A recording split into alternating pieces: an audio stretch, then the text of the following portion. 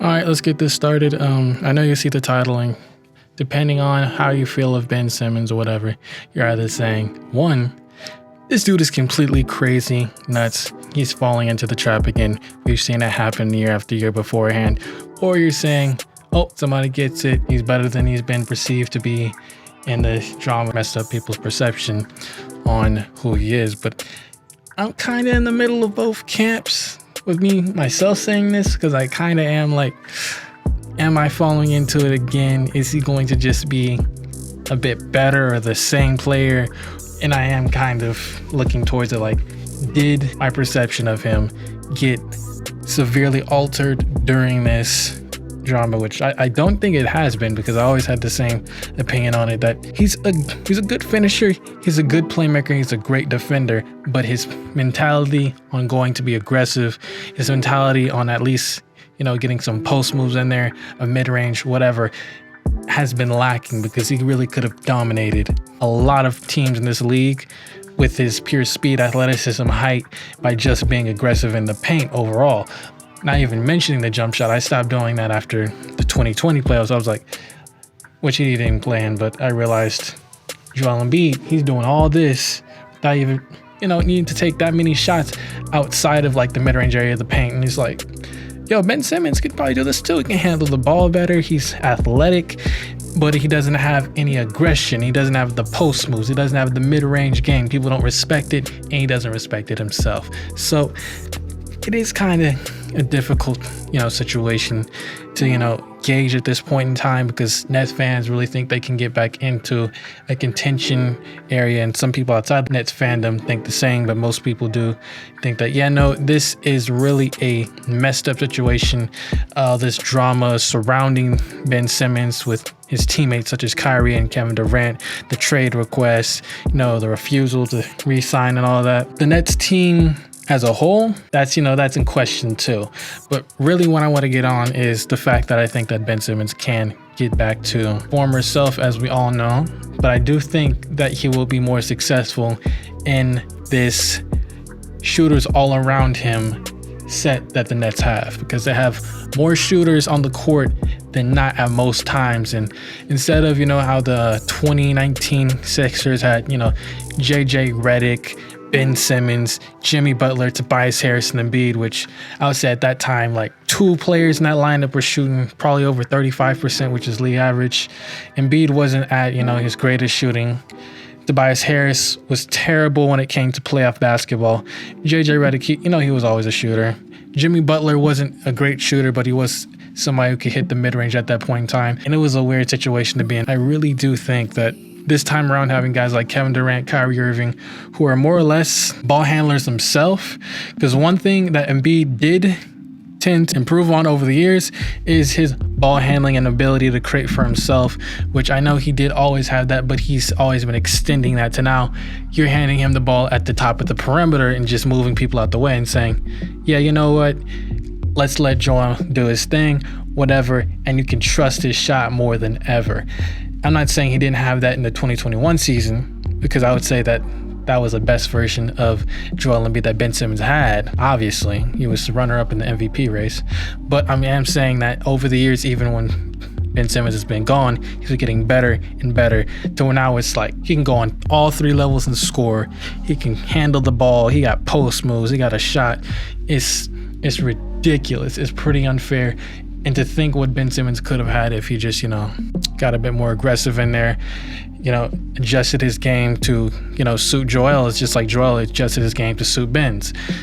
But enough on that. Nets, Ben Simmons should have a greater spacing on the floor, which I think will really impact the way that he is given these chances to, go at the basket and attack people. Because instead of having one guy just kind of, can shade a bit under the rim, because it's like Joel Embiid wasn't the greatest shooter at that point in time. So you can have somebody just kind of shading at the rim, waiting for Joel or Ben Simmons.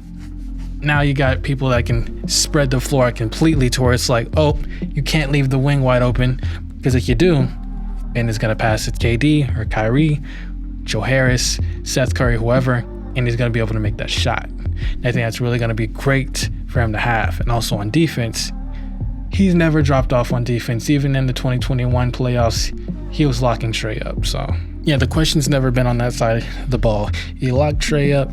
He's been great for a long time on that side of the ball. He's gotten all defensive team. He's gotten defensive player of the year nods. No one's worried about that. I'm not worried about that. That's not the issue. The issue is offensively, his aggression, his mindset, to where now he doesn't have an excuse. And we're going to really have to see whether he's going to bite back on that, or is he just going to sit there and be like, you know what, I'm the same guy, whatever. And it's just like, if we see the second half, then it's going to be more of the same. People just still going to be like, yeah, I know, he is who we saw him to be. And if it's the latter, then it's just like, okay, he's picking it up. He's taking the advice. And I will say this, either way this goes, the 76ers are going to be proved right, because it's either he wasn't playing good enough and had to adjust his game, which is what they were trying to get him to do, or he just is what they thought he was. So yeah, that's one thing to think about. I know 76ers fans are pretty much like, yeah, no, either way it goes, we were right anyway. So honestly, can't blame for that, because yeah, his stint in the 76ers was disappointing. I hope to see Ben Simmons do more for the Brooklyn franchise, because I mean, imagine getting traded from one team that was considered a contender to the next and just being disappointing on both. That'd be pretty bad, wouldn't it? But I mean, pretty much now he has no excuses. Now pairing him up with a whole bunch of shooters, so it's not that excuse like, oh yeah, the spacing is janky. They got guys sitting in the paint because Joel Embiid's on the team too, and they don't fully buy into his shot. None of that. Because now you got KD, you got Kyrie, you got Seth, Joel, more dudes than that. Like they even added TJ Warren, who the last time we saw him, he was scoring at a pretty good rate. You know, Bubba Warren, whatever. We may see that side of him again a bit, but I don't think we're going to see that level of scoring, especially since he's going to most likely be coming off the bench and play like 20, 25 minutes a game. Hopefully, because injuries could happen and he's just playing, starting, rolling.